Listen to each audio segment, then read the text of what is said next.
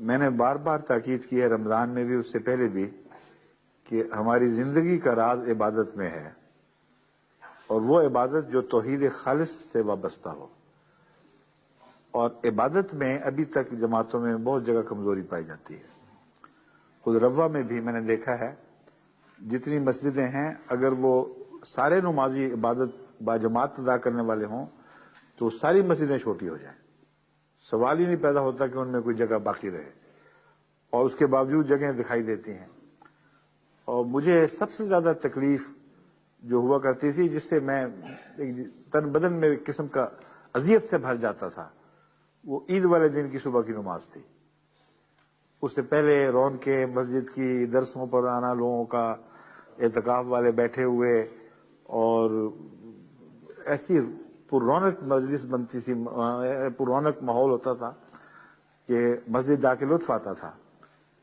اور ایک رات میں وہ عید جو قربانیوں اور عبادتوں کی قبولیت کے نشان کے طور پر آئی ہے، عبادت کو بھول گئے۔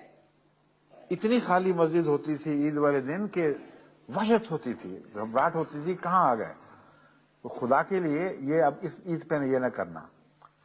جن لوگوں کو مسجد سے تعلق پیدا ہوا ہے وہ اس کو قائم رکھیں۔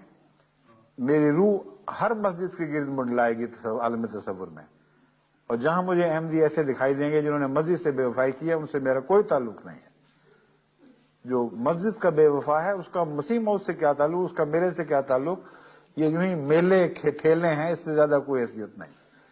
تو میلے ٹھیلے نہ کریں، اللہ کے گرد اکٹھے ہوں، خدا کے جھنڈے کے گرد اکٹھے ہوں، حضرت محمد رسول اللہ کے جھنڈے کے گرد اکٹھے ہوں، اور عبادتوں میں زور ماریں۔ اور اگر آپ عبادتوں میں زور ماریں تو اتنی طاقت آپ میں ہے اور پیدا ہو جائے گی کہ آپ اس کا تصور بھی نہیں کر سکتے۔ وہ لوہے کے ٹکڑے جو ایک سمت میں صف بند نہ ہوں، وہ کسی دوسرے لوہے کے ٹکڑے کو کھینچ نہیں سکتے، اور ان کا اگر 1% بھی صف بند ہو جائے تو مقناطیس کا قانون بتاتا ہے کہ باقی بھی اس کے مطابق ٹھیک ہو جاتے ہیں۔ اور پھر ان کے ذریعے جو طاقت پیدا ہوتی ہے، وہ لوہے کا پہاڑ بھی ہو تو وہ ٹکڑا پہاڑ کو کھینچے گا، پہاڑ اس کو نہیں کھینچے گا۔ بس آپ کی طاقت تو بہت ساری موجود ہے، یوں ہی پڑی ہوئی ہے، یعنی اس طاقت کا مظاہرہ آپ اپنے اخلاص سے کر بھی رہے ہیں، کچھ نہ کچھ مالی قربانی، جانی قربانی، لیکن اس مالی اور جانی قربانی کو رفعت نہیں مل سکتی جب تک عبادت ساتھ پورے زور کی نہ ہو۔ یہ یہی رہ جاتی ہیں چیزیں۔ اللہ تعالیٰ کو تو عبادت پہنچتی ہے، اور وہ عبادت جو خالص اس کے لیے ہو، اسی سے دعاؤں کو رفعت نصیب ہوتی ہے۔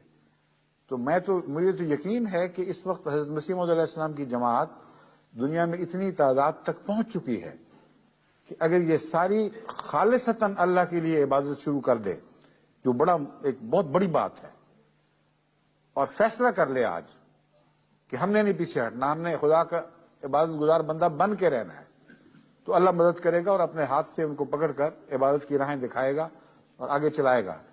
تو اتنی بڑی طاقت ہے یہ کہ ساری دنیا کی تقدیر آپ سے وابستہ ہے، بدل سکتے ہیں اس کو۔ حوصلہ کریں، یقین رکھیں۔